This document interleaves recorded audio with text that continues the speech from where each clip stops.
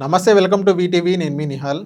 So ఏదైతే జగన్మోహన్ రెడ్డి గారు విద్యా వ్యవస్థ కూటమి గవర్నమెంట్ వచ్చిన తర్వాత నాశనం అయింది అని చెప్పేసి ఏదైతే జగన్మోహన్ రెడ్డి గారు ట్వీట్ చేయడం జరిగింది. ఏదైతే కౌన్సిలింగ్ చాలా లేట్ అయింది కూడా చెప్పడం జరిగింది. అసలు ఎందుకు విద్యా వ్యవస్థ అనేది ఇంతలా లేట్ అవుతుంది? ఇంకోటి ఏంటంటే ఈ కూటమి గవర్నమెంట్ వచ్చిన తర్వాత విద్యా వ్యవస్థ మొత్తం సర్వనాశనం చేశారా చేయలేదా అనేది లోకేష్ గారు కూడా కౌంటర్ ఇవ్వడం జరిగింది. సో ఈ టాపిక్ మీద మాట్లాడడానికి ప్రస్తుతం మనతో టీడీపీ అధికార ప్రతినిధి సూర్యదేవ లత గారు ఉన్నారు. ఒకసారి మనం లత గారితో మనం మాట్లాడదాం. నమస్తే లత గారు. నమస్తే. Welcome to VTV.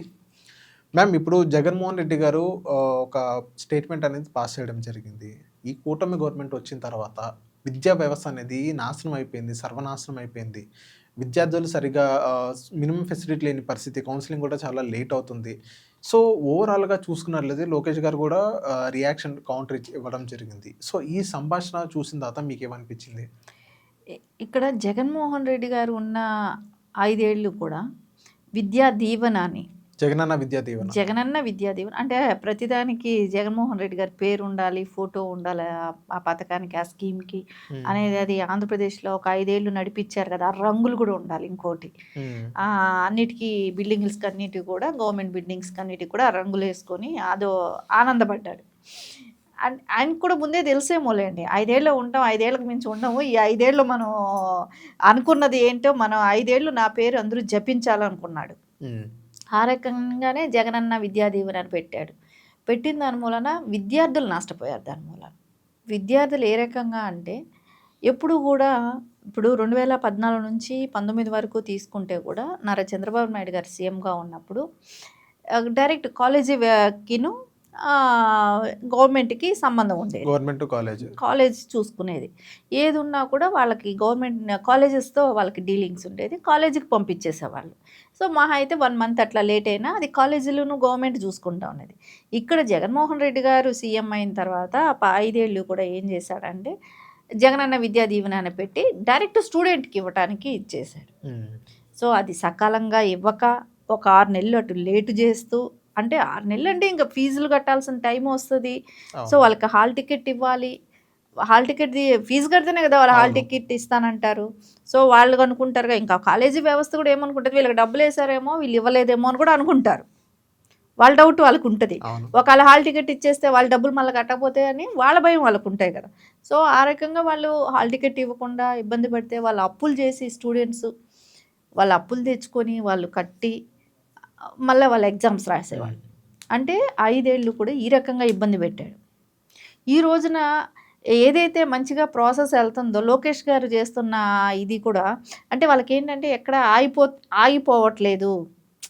ఇప్పుడు లోకేష్ గారు వచ్చిన తర్వాత స్టూడెంట్స్కి అందరికీ కూడా ఏది ఎక్కడ ఏది, అంటే మనం ఇప్పుడు చూస్తే చిన్న గవర్నమెంట్ స్కూల్స్ దగ్గర నుంచి చూస్తుంటే, అంటే స్కూల్స్ దగ్గర నుంచి యూనివర్సిటీల వరకు కూడా చాలా బాగా అన్ని రకాలుగా ఏదైతే ఫ్యాకల్టీస్ అవసరం ఉంటాయో అన్నీ కూడా చక్కగా నడుస్తున్నాయి.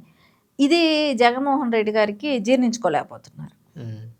సో ఏదో ఒక నిందేయాలి. మేడం, కానీ జగన్మోహన్ రెడ్డి గారు కౌన్సిలింగ్ గురించి కూడా మాట్లాడడం జరిగింది. కౌన్సిలింగ్ మీరు వచ్చి ఇన్ని సంవత్సరాలు అయింది, సరిగ్గా కౌన్సిలింగ్ కూడా సరిగ్గా నడిపించిన పరిస్థితి అని జగన్మోహన్ రెడ్డి గారు అన్నారు. మళ్ళీ దానికి లోకేష్ గారు కౌంటర్ ఇచ్చారు. సో జగన్మోహన్ రెడ్డి గారు ఏదైతే మాట్లాడుతున్నారో, లోకేష్ గారు విత్ ప్రూఫ్తో సహా కింద కౌంటర్ ఇవ్వడం జరిగింది. జగన్మోహన్ రెడ్డి గారు ఏదైతే మాట్లాడుతున్నారో అది అవగాహన లేక మాట్లాడుతున్నారా, లేకపోతే ఏదైనా విమర్శించాలని విమర్శిస్తున్నారంటారా? అవగాహన లేక అనుకుంటున్నాను. ఒకటి ఆయనకి నేను అనుకోవటం ఎట్లా అనిపించిందంటే, ఆయన అప్పుడు కూడా సెక్రటరియట్కి వచ్చేవాడు కాదు కదా.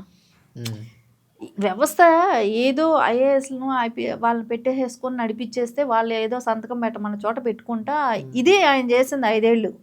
సో ఆయనకి వ్యవస్థలు ఎట్లా నడపాలి, ఏం చేయాలనే అవగాహన అయితే లేదనేదే అనిపిస్తుంది.